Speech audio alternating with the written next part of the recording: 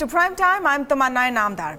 At a time when much of the telecom sector is seeking relief from the government, the disruptor in the space, Reliance Jio, has clocked an operational profit of 1,400 crore rupees just 6 months into commercial launch.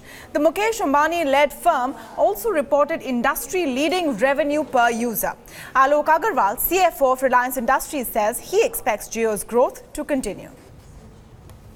We had revenue of 6,147 crores, EBITDA of 1,443 crores, and EBIT of 260 crores. But these numbers really do not tell the full story. And Jio today represents the world's largest and fastest growing mobile data network.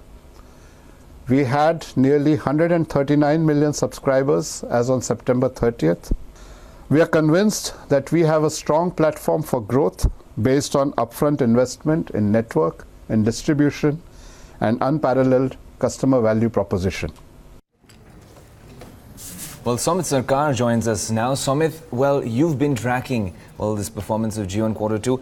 Average revenue per user of 156.4, that's industry leading, isn't it? It is.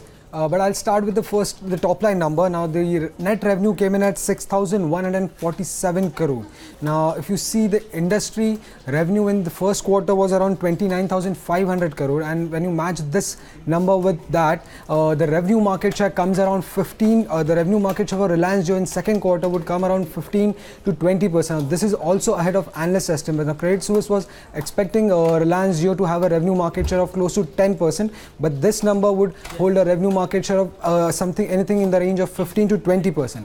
Now EBITDA, they had clocked around 1,443 crore, while the margins were at 23.5. Now this margin number is below the industry standards of around 35 to 40%.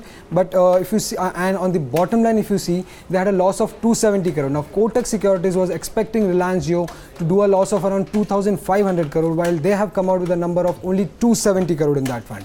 Now coming to ARPU, that is a key number, that is average revenue per user. That is what Jio garnered from every customer per month. Now in the second quarter, they garnered around 156 rupees from per user.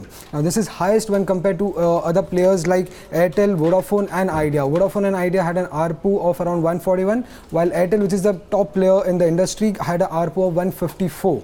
Now what has driven this ARPU? It's the more data consumption that has driven this ARPU. Because if you see the users of Reliance Jio have been consuming 9.6 GB of data per month, while that of Bharti Airtel was around, Bharti Airtel users used to consume around 2.6 GB data, while that of Idea Cellular used to consume around 2.2. Now Bharti Airtel was selling this data at 60 rupees per GB, while Idea Cellular was selling at 54. And when you come to Reliance Jio, they were selling each data for only 16 rupees. So they were selling data at a cheaper price, which led to this revenue growth, which led to this outstanding revenue for them. And obviously on the margin front also they came out with positive numbers. All right, thanks so much for that, Somit. Now, to understand how Jio has been able to turn profitable on an operational basis and what this means for the rest of the sector, we have the biggest experts in the telecom space in India on the show for you this evening. We're going to start off with Sandeep Das. He's former MD and CEO of Reliance Jio, who has also been the CEO of both Hutchison SR and Maxis Communications, which runs Aircel. Very good evening, Sandeep. Welcome to Bloomberg Quint. Mahesh Uppal joins us. He's telecom analyst and director, First India. Prashant Singhal is also joining us, global telecom leader at EY. Mayuresh Joshi of Angel Broking is also on the phone line with us. So we have this panel of experts. But before we go to all of you, I want to welcome Sajith, my colleague, into the studio as well, because he's just come running, in fact, from that Reliance press conference. And before we try and understand from our experts how they did this, what was your conversation with the management, Sajith, on this big turnaround in Reliance Jio? The big conversation was all about the ARPUs, basically, right? Analysts were expecting ARPUs to be in the region of 120 to 130 to begin with, but they came at an ARPU of 154.4, which is in line or better than some of the existing incumbents, and that's what is driving the top line for them, and that's also the margin. The capitalization figure is a little lower, I guess. They have capitalized only 1.4 lakh crores. The remaining 62,000 is still capital work in progress. So as and when that happens, it gets added to the entire depreciation and amortization, and then you will have much more. The surprising figure was, from the street point of view, is 1100 crores. What they capitalize as depreciation and amortization, which means that on an annualized basis we are looking at roughly around 4500 crores, which is much lower than what the street was expecting, and the street was expecting losses, and that was something which is very important to note there. Other important thing, if you go to the P&L statement, is the access charge. Now this is the IUC. They paid somewhere around 2,100 crores in the quarter, at the time when IUC was 14 paisa. Now it has come down to 6. Yeah. So in the second quarter, when it goes to 6, they will have a savings of 1,000 crores or 1,100 odd crores. They're not saying that, they're saying that we'll have more volumes as well coming in, so we don't know what exactly will be the saving, but there is a saving which is coming down, and that savings will percolate down to the P&L, and hopefully in Q2 or Q3 they may turn net positive. So on an EBITDA level, they are already positive of 1,400 crores. No, which is the point? How did that happen? Which is the big question that we're taking up on top of prime time, and which is why let's go straight across to our expert panel. Sandeep Das, will start with you, sir, who you possibly have the most experience to talk to us on this regard. What is Reliance Jio doing absolutely right? What's working for them? Well, first of all, very quickly, I'm very excited with these results because, I'm emotionally attached, and congratulations to Mukesh Bhai and his team. This has been terrific results. But I think it's a vindication of their core strategy, which is to make sure that a large number of people at the bottom of the pyramid are serviced with their data requirements. There were doubting Thomases who were worried about consumption coming down when prices were imposed in the marketplace. But I think it only shows that if you have the right product, right priced, you will get the returns that you want. $2.50 per subscriber ARPUs are really brilliant, and a 23% plus EBITDA in the first part of your financial results, particularly when you have taken such an aggressive stance to acquire market share, is really very, very promising. And there's more to come, because as you keep growing, the scale of economies and the subscriber base, etc., and the way in which the entire infrastructure at the back has been restructured, the cost to serve is very, very exciting. I don't think we have still seen anything beyond the tip of the iceberg as yet, because in the future you will see much more in terms of content and usage and growth. And to me, this is very, very exciting. I'm not surprised with these results, to tell you the truth. And I think somewhere along the way, Mukesh Bhai himself is very ambitious enough to be expecting much better results than this. But whatever has come out is very, very exciting. Sandeep, Sajid here. I just want to ask you about the ARPU of 154.4. It is a very good ARPU for that, but the schemes which are currently going on, the 399 scheme, that's the most driving this ARPU. And what we understand from Reliance as well is that one of the most popular scheme is 399 as of now, and that scheme has now been extended by another 3 months because of the Diwali offer which is coming in, along with some coupons which will give them an additional 28 days. So if someone is going to recharge the existing 399 scheme, he will go up to January end with almost an entire amount being with a cashback of entire amount. So do you think that it's a sustainable kind of thing? Even though you have clocked the revenues here, you're still subsidizing the entire consumer base of over $100 million subscribers. Well, a very large part of India is still unserviced when it comes to data demand. We have all seen it. So I am very optimistic about the fact that usage will only grow. We have seen an average of about 9.5 GB per month per user for Reliance at this point of time, which is higher than the industry. But I think going forward, I feel that this number will get very quickly into double digits and will grow. A larger platform and a base of subscribers will use it, and consumption will be very, very high. So, and don't forget that there are layers and layers of content that is still to be layered on top of these services. We are just talking about basic smartphone connectivity. We are talking about internet usage, but we haven't still talked about a number of other services that will be layered on top of this in the future. All right. I also want to get Rajan Matthews in on the conversation. And of course, Sandeep Das is staying with us. Rajan Matthews, your comment on this big Jio turnaround, because it really raises a question for the rest of the industry, doesn't it? For the incumbents. Jio had come in with a very low cost, large on volume model. It seems to have worked. Yeah, so clearly we congratulate Jio. It's one of our members, and so Jio's health obviously contributes to the health of the industry. I think the ARPU number is very credible. What we've been saying all along is that if usage can continue to push up the ARPU close to that 200 rupee mark, that's good news for the industry, because it shows that if the industry does things right, as it appears that Jio is doing, there's hope for all of the rest of the major players to start pushing ARPU up into those areas, which certainly improves the financial condition of the industry. So this is really good news both for Jio as well as for the industry in terms of setting those benchmarks and showing that with the right service conditions and offerings, we certainly can expect to see those types of ARPUs coming in for the industry.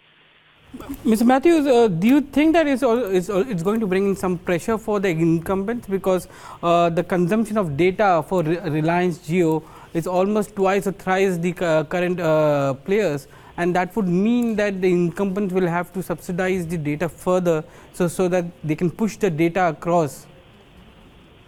So certainly there is pressure on the other competitors, but that pressure has been going on for about a year or so now, from the time that data was being offered for free, certainly on the voice side, and for a period of time on the data side. So clearly the industry has been trying to recoup their losses by ensuring that they start rolling out 4G in a very efficient manner, rolling out VoLTE, and bringing the handset prices down. So I think what Jio has done is set the pace, if you will, and the rest of the competition is very quickly trying to catch up. So again, from an industry perspective, I see this as very good news, both for Jio as well as for the incumbents. The usage for Jio subscribers is about 9.6 GB per month. On an average for a player like Airtel, it's 2.6 GB. Jio is charging 16 rupees for 1 GB of data. Airtel is charging, about 59 rupees. It's a different model. So when Rajan Matthews says that it's good for the industry, but the industry, apart from Jio, is doing something very different, isn't it, Mr. Uppal?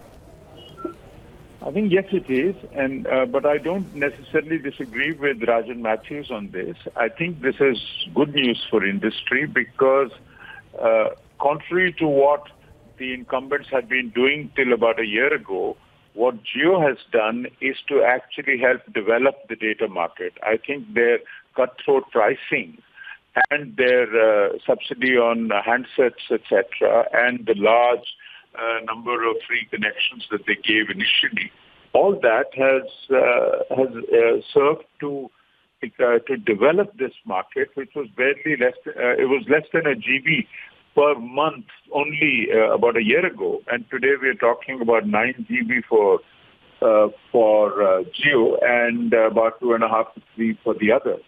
Now, I think what has been demonstrated is that there is a fair amount of appetite for data in this country. The data markets are highly underdeveloped.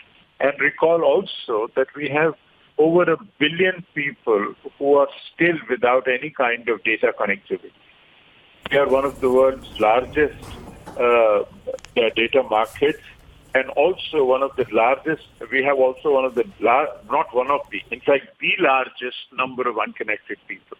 So there is a huge amount of, a huge market to play for. And I think what Jio has done is to demonstrate that. And also, we must be a little careful about ARPU numbers, I would say, because ARPU is measuring revenue per subscription, per SIM, not per user.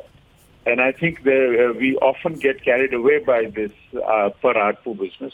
For example, if traditional incumbents had more people with multiple SIMs, their ARPUs would be significantly or would be proportionately lower than a situation where there is, let's say, one SIM per person.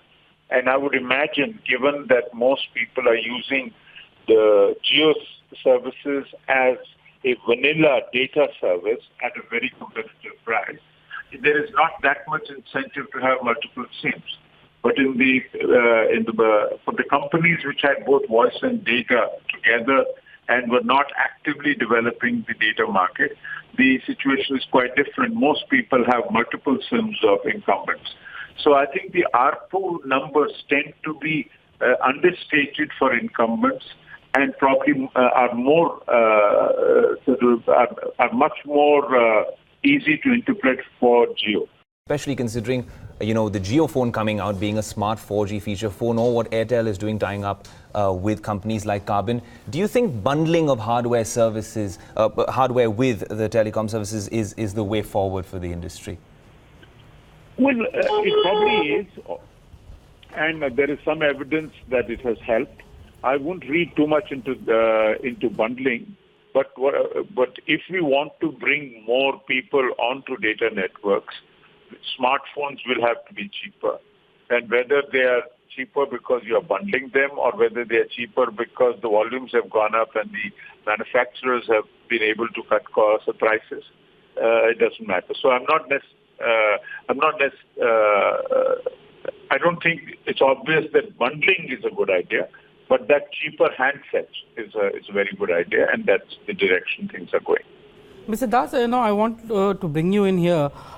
If you look at the active subscribers as per the TRA regulation, the VLR subscribers, which they call it, it's around 107 million.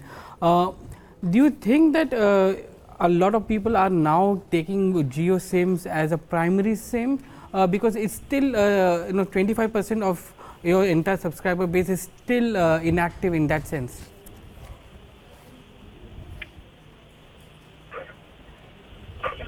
Reliance Jio offers, there would first be a tendency for people to use it on trial.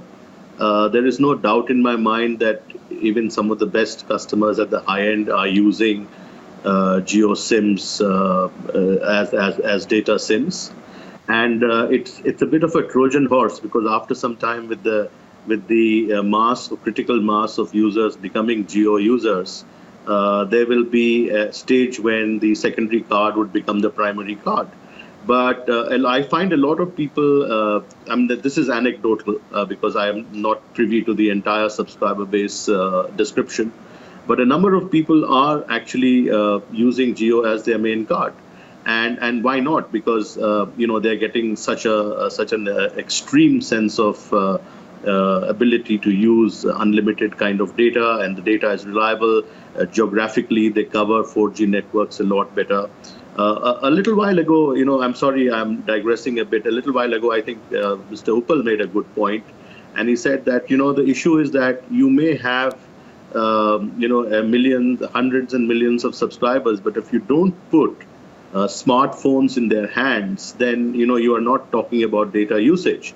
And whether it comes through bundles or it comes through subsidizing of prices, the key part is that Reliance Jio has worked extremely hard, both by creating an Indian manufacturer as well as by putting in bundle schemes, etc., to see that the number of people who actually have smartphones is high, because only then 4G consumption, or in the future consumption on high-speed data networks, would increase. Thank you so much, Prashant, for joining us this evening on Bloomberg Quint. And we've been talking about trying to understand how Jio has managed to show an operating profit within 6 months. What have they cracked that the others haven't? But on an industry point of view, what do you think are the lessons for the incumbents, or does this change the way the industry is heading?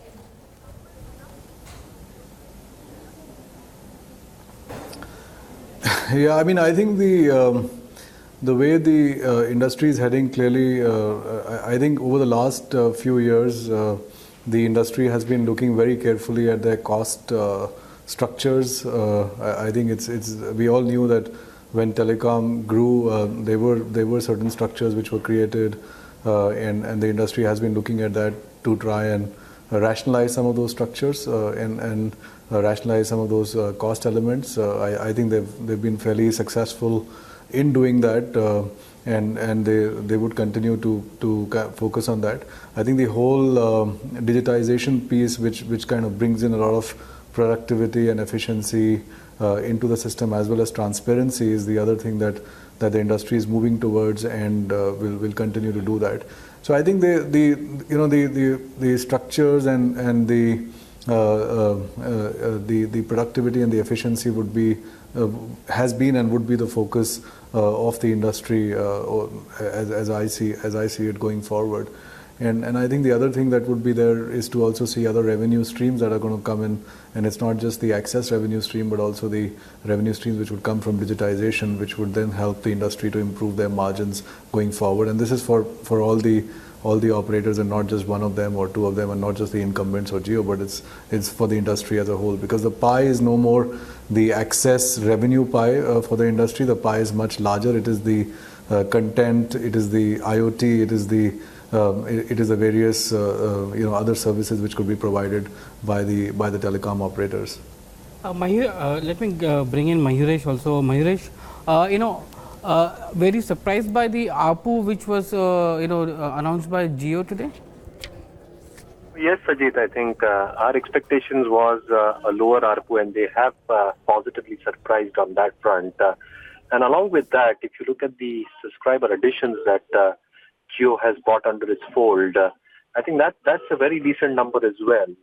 So as the market size in terms of the feature phone market increases for Reliance Jio as well, I think there is greater chance for the RMS component, which has increased significantly for Jio, go about even higher. And with the kind of capex program that they had entailed, I think a large part of the capex, whether it's be for their core operations of refining or petchem or even Jio, is largely behind them. And the numbers that they have reported, both on the EBIT front as well as the margins that they have reported. So the margins are a little bit disappointing, but my own sense is that there is a reasonable amount of scope for improvement in terms of efficiencies increasing, and a greater amount of efficiency being actually brought on the bottom line with the numbers that they're actually exhibited on the EBIT front within the first 6 months of operation. So yes, I think positively surprised by both the ARPUs as well as the EBIT performance from Jio.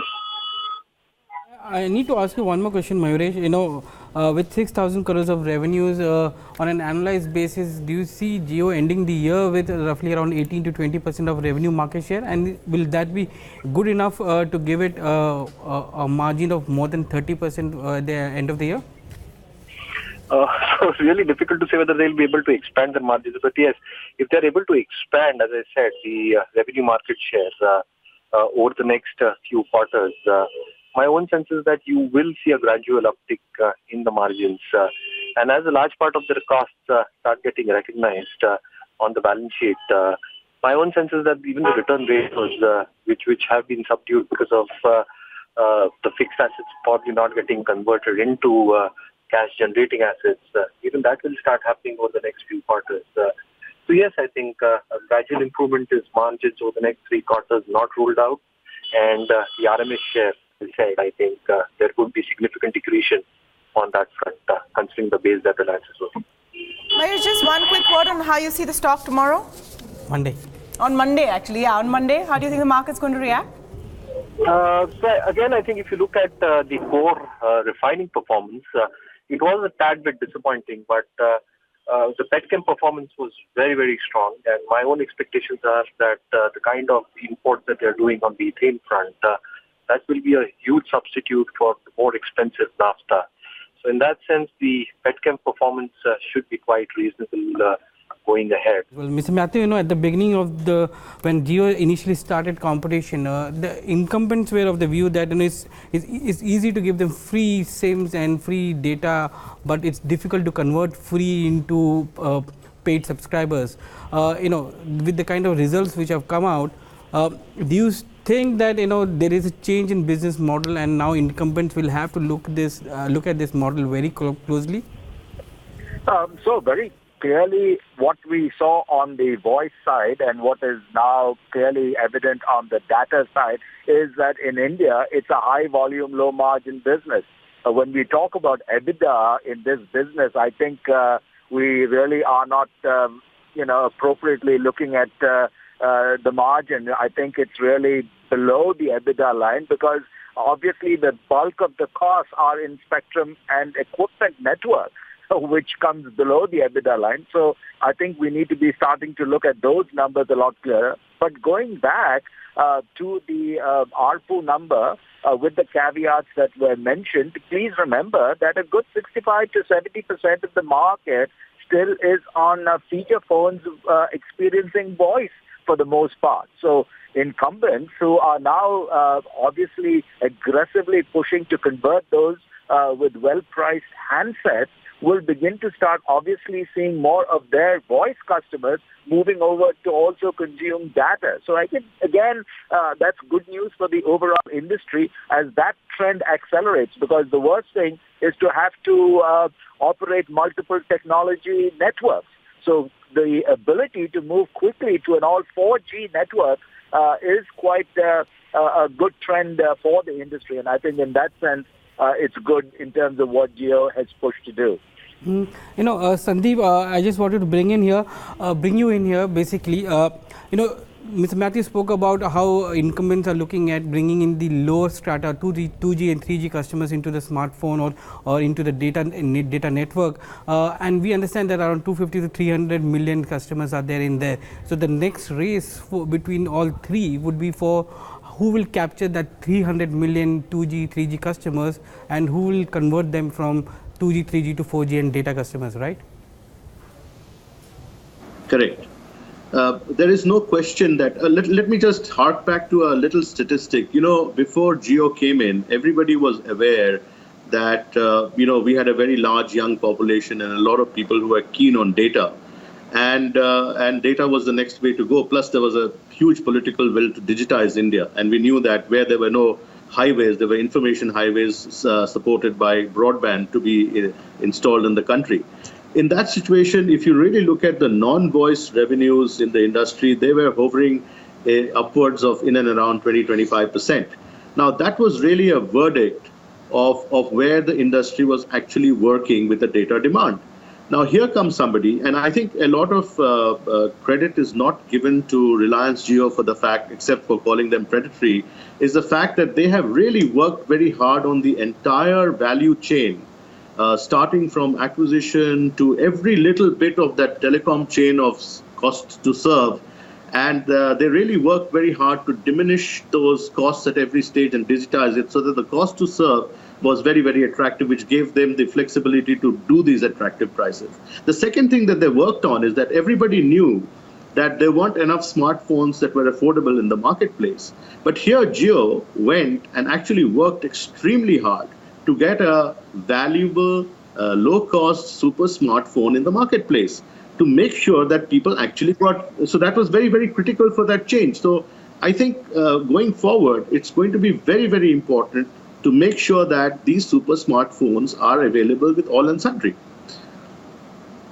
All right. So that's really, yeah, sir. Okay, thank you so much, gentlemen, for joining us in this very special conversation this evening. To Mr. Sandeep Das, Prashant Singhal, Mayuresh Joshi, Mahesh Uppal and Rajan Matthews, who've joined us in on this debate. The question really was that how did Jio make that turnaround? What did they do right that the rest of the industry hasn't? And has the game changed for the rest of the players as well? That's all the time we have on Prime Time this evening, but stay tuned because after this very short break, we're back with Prime Time Debate.